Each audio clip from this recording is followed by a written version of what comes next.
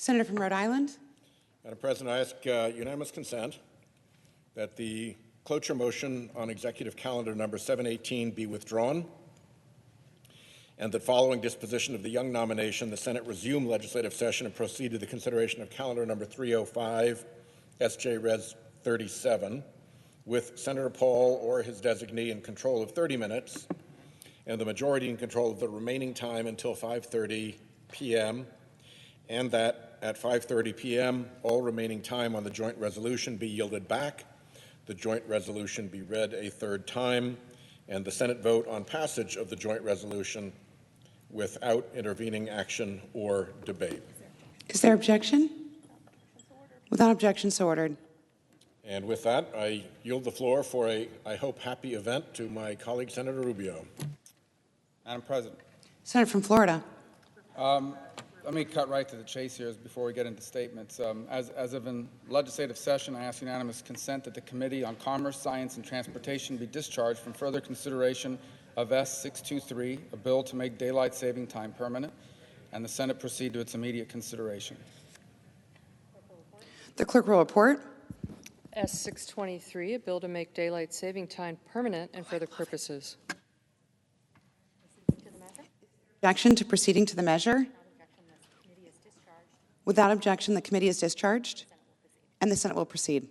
Madam President, I ask unanimous consent that the Rubio substitute amendment at the desk be considered and agreed to, the bill as amended be considered read a third time and passed, and that the motions to reconsider be considered made and laid upon the table. Is there objection? Without objection, so ordered. Thank you, Madam President. And as the day goes on, I look forward to others will be coming to the floor here in a moment. You'll see it's an eclectic collection of members of the United States Senate in favor of what we've just done here in the Senate, and that's to pass a bill to make daylight savings time permanent. Just this past weekend, we all went through that biannual ritual of changing the clock back and forth and the disruption that comes with it. And one has to ask themselves after a while, why do we keep doing it? Why are we doing this? This really began back in 1918 as a practice that was supposed to save energy. And since then, we've adjusted it. Today, daylight savings time, which started out as 6 months, was extended to 8 months in 2005, clearly showing you where people's preference were. So we're doing this back and forth of clock changing for about 16 weeks of standard time a year. Now, I think the majority of the American people's preference is just to stop the back and forth changing.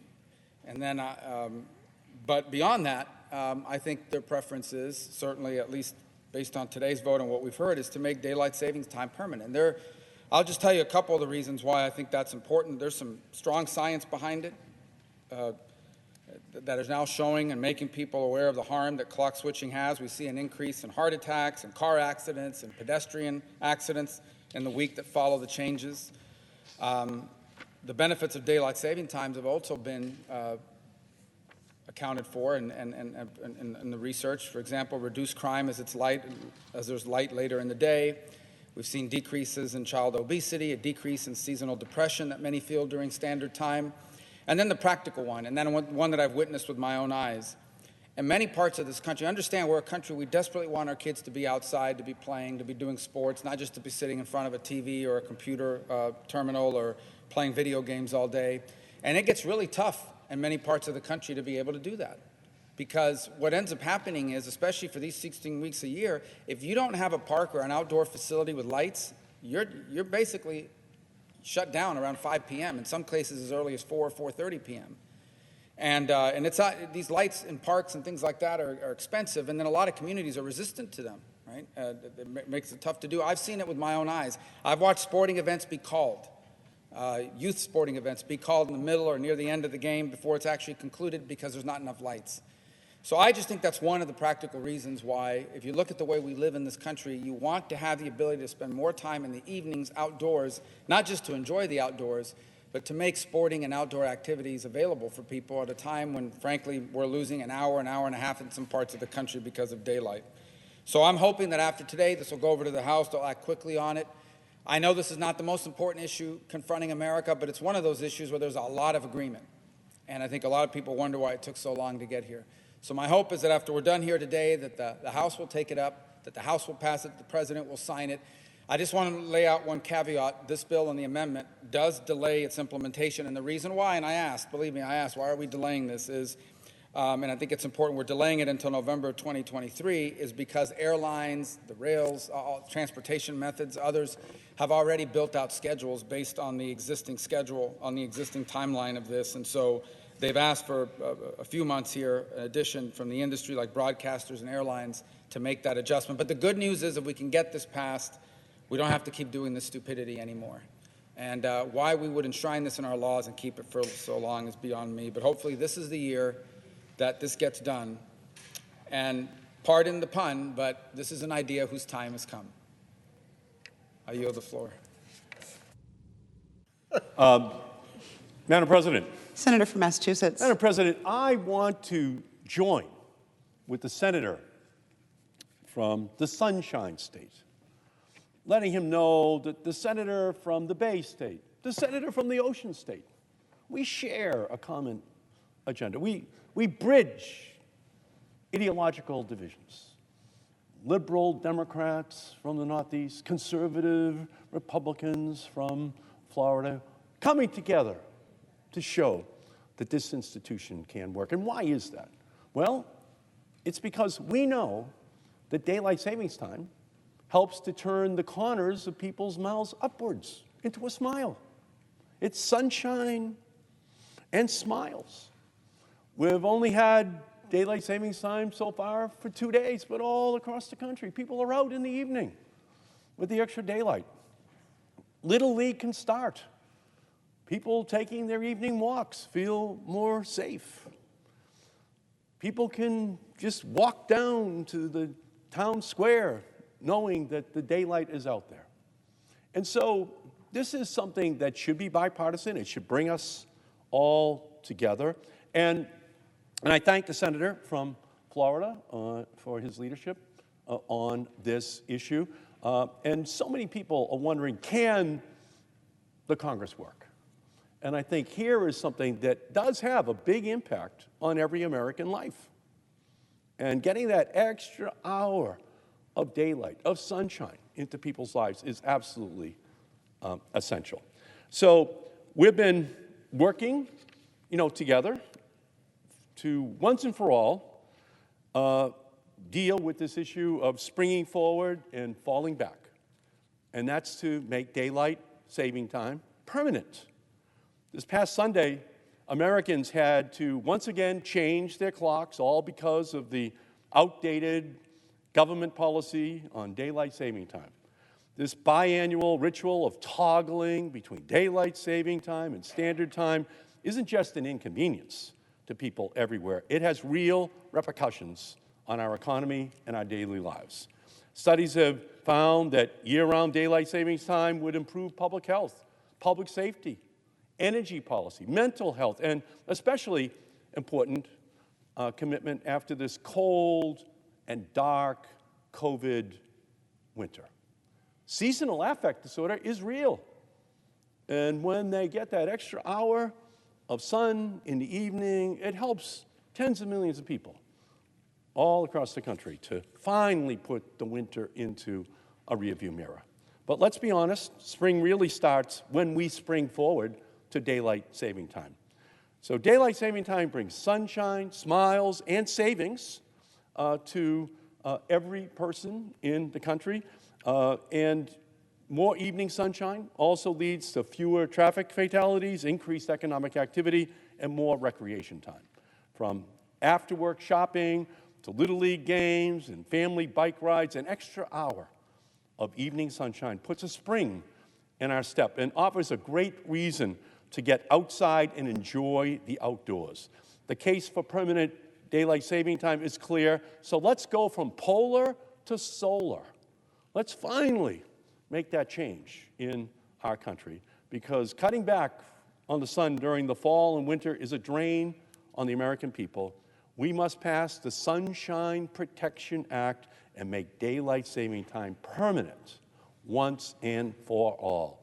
This is an opportunity for Democrats and Republicans to come together and do something that really helps the American people feel better about themselves every single day of the year. Thank you, Madam President. Madam President. Senator from Rhode Island. Madam President, I'm happy to bring the voice of the Ocean State to the floor today as an original co-sponsor of Senator Rubio's bill to make daylight savings time permanent. I hope very much that we can actually agree to this on the floor today and hope for similar action in the House.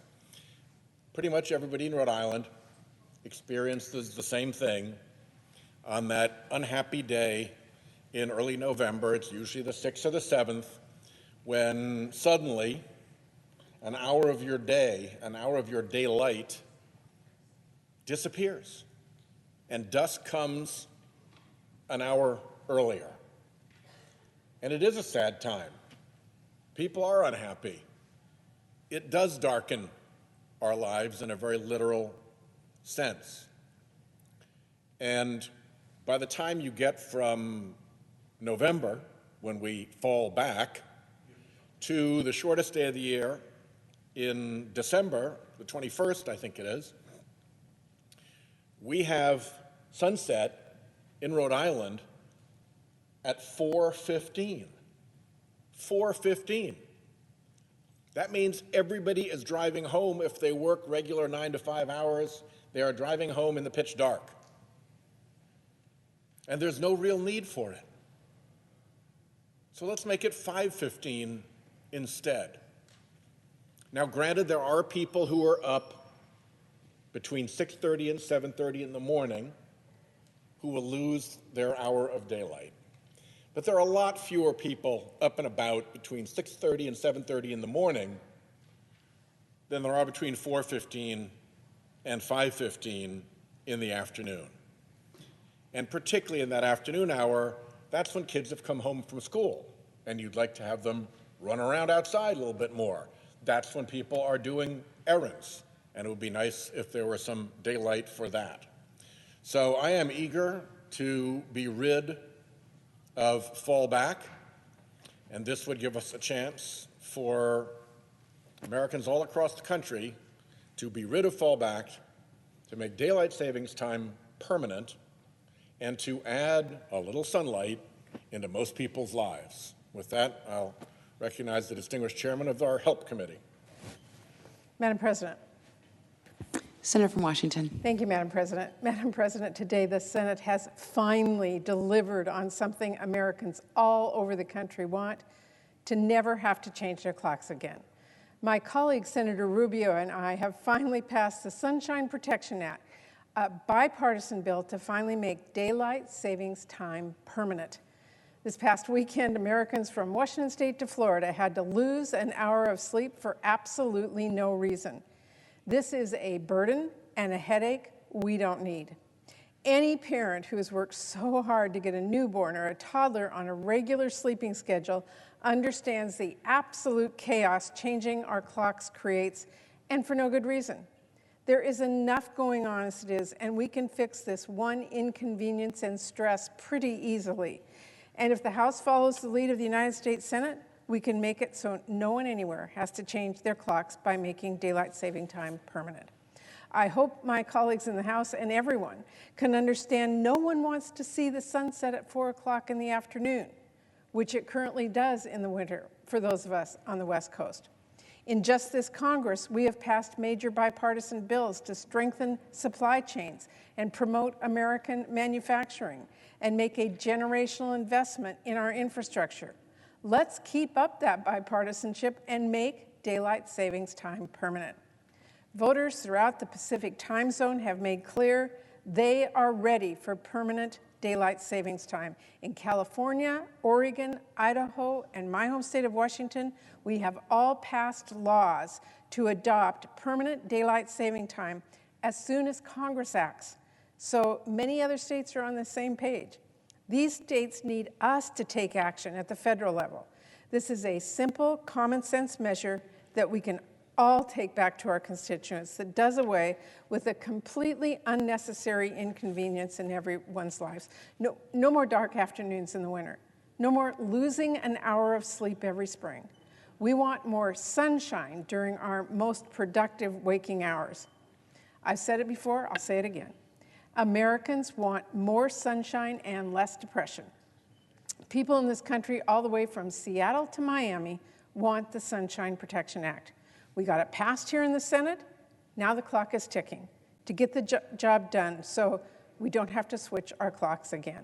So I urge my colleagues in the House to act swiftly, as we have done, to get this bill on President Biden's desk and deliver sunshine to Americans across the country. Thank you, Madam President. I yield the floor.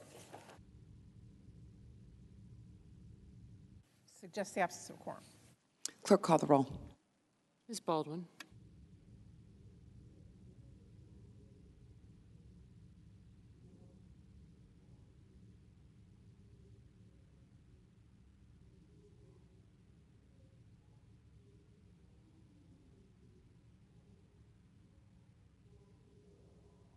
President, Senator from Rhode Island. just for anybody watching, in case it's not clear what happened, this just passed.